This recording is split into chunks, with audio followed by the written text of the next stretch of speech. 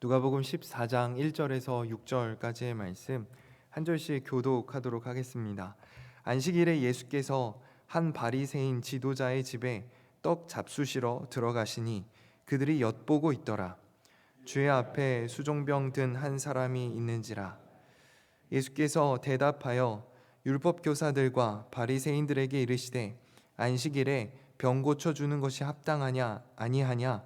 그들이 잠잠하거늘 예수께서 그 사람을 데려다가 고쳐 보내시고 또 그들에게 이르시되 너희 중에 누가 그 아들이나 소가 우물에 빠졌으면 안식일에라도 곧 끌어내지 않겠느냐 하시니 그들이 이에 대하여 대답하지 못하니라. 아멘. 이렇게 기도드리시겠습니다. 하나님 감사합니다. 새벽 중에 깨워주시고 주님 앞으로 나와 주님 말씀 들으며 하루를 시작하게 하신 은혜에 감사합니다. 오늘도 생명의 말씀을 심령에 부어주시고 그 말씀 따라 살아갈 수 있는 용기를 더하여 주시옵소서. 주님의 은혜가 아니면 살아갈 수 없사오니 은혜를 공급하여 주시고 그 은혜로 만족하는 우리 모두 되게 하여 주시옵소서. 이 모든 말씀 예수 그리스도의 이름으로 기도드렸습니다. 아멘. 엿보는 자를 주의하라, 엿보는 자를 주의하라 라는 제목으로 말씀 전하도록 하겠습니다. 오늘 우리가 14장의 앞에 부분을 함께 읽었는데요. 14장 역시 앞서 읽은 12장 그리고 13장과 동일한 흐름 가운데 있습니다. 12장부터 계속해서 경고와 꾸짖음에 대한 말씀이 기록되어 있는데요. 14장 역시 경고와 꾸짖음에 대한 일관된 주제로 이어지고 있습니다. 데럴벅이란 신학자는 누가가 반복적으로 예수님의 꾸짖음을 기록하고 있는 것은 이 유대 지도자들의 관점이 조금도 바뀌지 않았다라는 사실을 강조하기 위함이라고 말합니다. 유독 유대 지도자들에게는 아무런 변화가 일어나지 않았죠. 성령 회방죄는 용서받을 수 없다는 말씀을 듣고도 그 마음을 돌이키지 않았고요. 임박한 심판에 대한 전조 현상에 대해 듣고도 그들은 두려워하지 않았습니다. 회개치 않으면 망한다는 말씀을 듣고도 뉘우치지 않았고 열매 맺지 못한 나무는 찍혀 불에 던지우리라는 말을 듣고도 그들의 삶은 변화되지 않았죠. 오늘 본문은 그들의 변하지 않는 완고한 마음을 엿보는 자로 묘사하고 있습니다. 14장 1절에 이렇게 기록합니다. 안식일에 예수께서 한 바리새인 지도자의 집에 떡 잡수시러 들어가시니 그들이 엿보고 있더라. 바리새인들은 예수님을 엿보는 사람이었습니다. 성경에서 등장하는 이 엿보다의 용례를 보면 누군가를 가해하기 위한 준비 행위로 주로 사용되어지는 것을 볼 수 있습니다. 다시 말해 엿보는 행위는 가해 행위로 이어지는 것이죠. 엿보는 것으로 끝나지 않고 이 엿보는 행위가 누군가에게 위해를 끼치는 악한 결과를 수반한다라고 하는 것입니다. 사도행전 9장 24절에 헬라어 원문으로 엿보다라는 단어가 등장하는데요. 이렇게 기록합니다. 그 계교가 사울에게 알려지니라. 그들이 그를 죽이려고 밤낮으로 성문까지 지키거늘. 이 성문을 지키다를 헬라어 원어에 근거하여 직역하면 성문을 엿보다입니다. 즉 바울을 죽이기 위해 많은 사람들이 엿보고 있었다라고 하는 것을 기록하는 것이죠. 갈라디아서 2장 4절에도 엿보다가 등장하는데요. 이렇게 기록합니다. 이는 가만히 들어온 거짓 형제들 때문이라. 그들이 가만히 들어온 것은 그리스도 예수 안에서 우리가 가진 자유를 엿보고 우리를 종으로 삼고자 함이로되. 거짓 형제들이 교회를 파괴하려는 목적으로 예수님의 이름으로 얻게 된 이 자유를 빼앗기 위해 그 기회를 엿보고 있다라고 성경은 말씀하고 있는 것이죠. 구약에서도 엿보다가 등장하는데요. 주로 정탐꾼을 묘사할 때 이 단어가 쓰입니다. 여러분, 정탐꾼의 목표가 무엇인가요? 그 목표는 동태를 파악하여서 공격의 기회를 찾는 것이죠. 그래서 역대상 19장 3절에는 이렇게 기록합니다. 그들의 신하들이 왕에게 나아온 것이 이 땅을 엿보고 정탐하여 전복시키고자 함이 아니니까. 그리고 사무엘하 10장 3절에 이렇게 기록합니다. 그의 신하들을 당신에게 보내 이 성을 엿보고 탐지하여 함락시키고자 함이 아니니까. 정탐꾼의 역할은 엿보는 것이고, 엿보는 것의 목표는 상대를 전복시키고 함락시키는 것에 있다는 것입니다. 오늘 본문 1절에 이 바리새인들이 예수님을 엿본다라고 말합니다. 앞서서 엿보다의 의미를 살펴보았듯이 예수님을 향한 바리새인들의 마음이 얼마나 공격적이었는지를 우리는 알 수 있는 것이죠. 그들은 단순히 예수님을 비판하는 것으로 끝나지 않았고 주님을 살해할 의도가 다분했다는 것을 우리는 볼 수 있는 것입니다. 최초에는 단순히 예수님의 말씀을 불편해하고 거절하고 의문을 품는 것으로 끝났는데, 이제는 의도적으로 식사 자리를 마련하여 죽일 기회를 엿보고 있었다는 것이죠. 이는 살해에 대한 사전 모의가 있었고 살해를 위한 사전 계획이 있었다라는 것입니다. 식탁은 함정이었고 그들의 호의는 수작에 불과했다라는 것이죠. 참으로 살벌하고 싸늘한 식탁이 아닐 수 없습니다. 떡을 떼고 잔을 나누는 평화로운 식탁처럼 보이지만 그 식탁에 자리한 바리새인들은 예수님을 환대하는 것이 아니라 마음에 독을 품고 예수님을 살해할 기회를 엿보고 있었던 것입니다. 찰나의 순간을 놓치지 않고 빈틈이 보이면 상대의 목덜미를 물고 늘어지는 독사처럼 바리새인들은 잔뜩 독을 품고 웅크린 채로 예수님을 죽일 기회를 노리고 있었다는 것이죠. 예수님께서는 이 함정과 공격에 대해서 어떻게 반응하시나요? 그 자리를 슬그머니 도망쳐 나오실까요? 예수님께서는 걸어오는 싸움을 피하지 않으시고 응전하십니다. 3절에 이렇게 기록합니다. 예수께서 대답하여 율법 교사들과 바리새인들에게 이르시되 안식일에 병 고쳐주는 것이 합당하냐 아니하냐.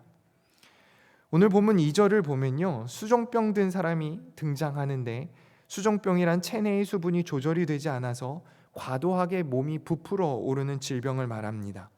체내의 과도한 수분으로 인해 몸이 부풀어 오르는데 환자는 지속적으로 갈증을 느끼는 바람에 계속해서 물을 찾게 되는 병이지요. 예수님께서는 이 병을 안식일에 고쳐주시는 것입니다. 당시의 안식일에는 치료행위, 의료행위를 하는 것이 금지되었으나 예수님께서는 치료해 주시는 것입니다. 바리새인들은 식탁이란 함정을 파두고 수종병자라는 미끼를 사용하여서 예수님을 사냥하려고 하였으나 예수님은 그들의 계략에 아랑곳 않고 담대히 자신이 할 바를 하십니다.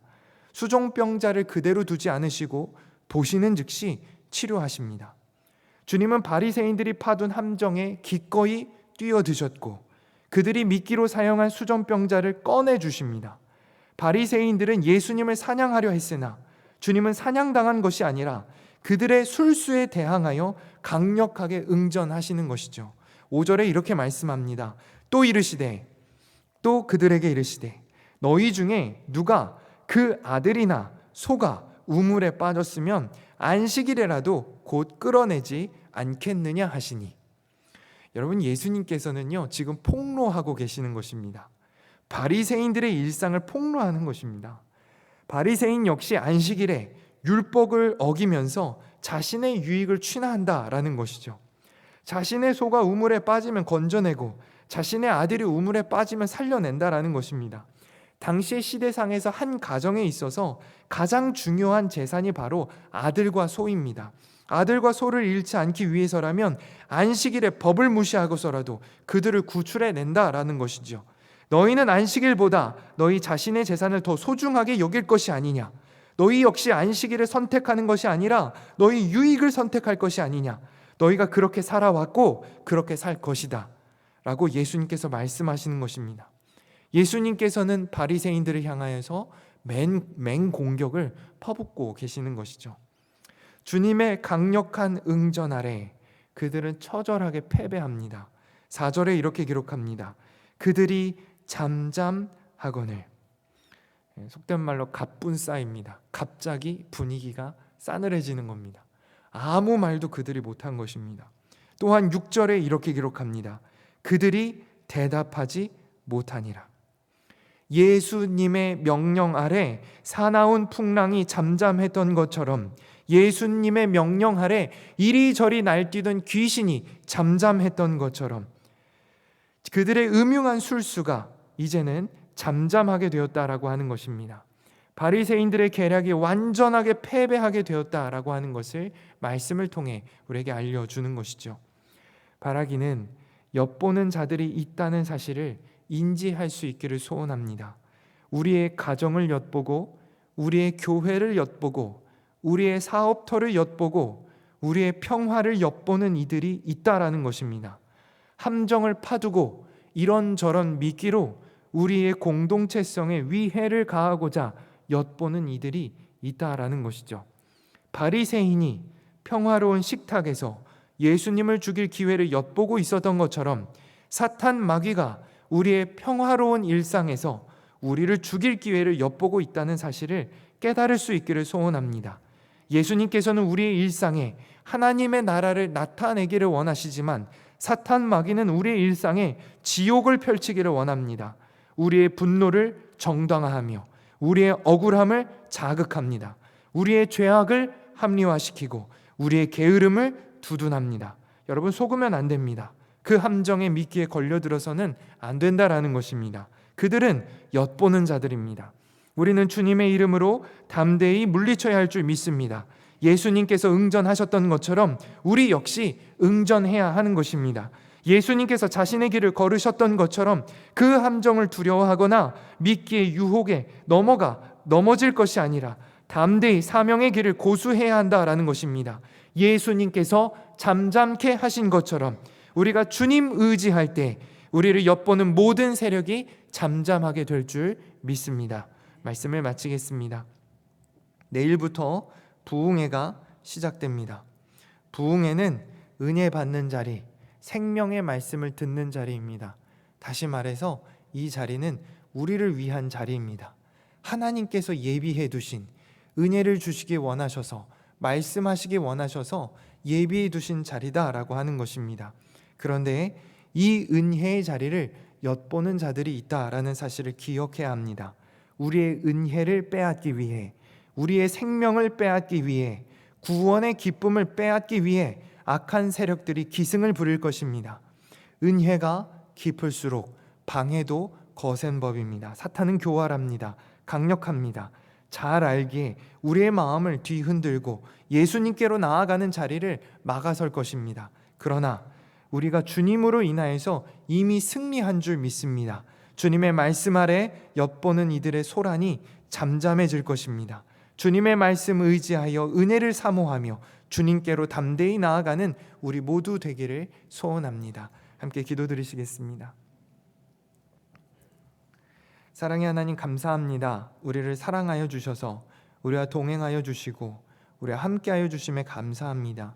주님께서 걸어오는 싸움에 도망치지 않으시고 응전하셨던 것처럼 우리 역시 어떤 사탄 마귀의 공격이 있다 하더라도 그것에 무기력하는 것이 아니라, 우울감에 빠질 것이 아니라 담대히 주님께서 허락하신 길, 사명의 길을 온전히 걷기를 원합니다. 주님 의지하여서 떠들어대는 사탄의 요란스러움을 잠잠케 하는 우리 모두 되게 하여 주시옵소서. 엿보는 자들이 있다는 사실을 깨닫게 하시고 그 엿보는 자들의 미혹과 함정에 넘어지지 아니하도록 우리는 오직 예수님의 보혈만 의지하며 나아가는 우리의 삶이 될 수 있도록 주님 함께하여 주시옵소서. 도우실 줄 믿사오며 이 모든 말씀 예수 그리스도의 이름으로 기도드렸습니다. 아멘.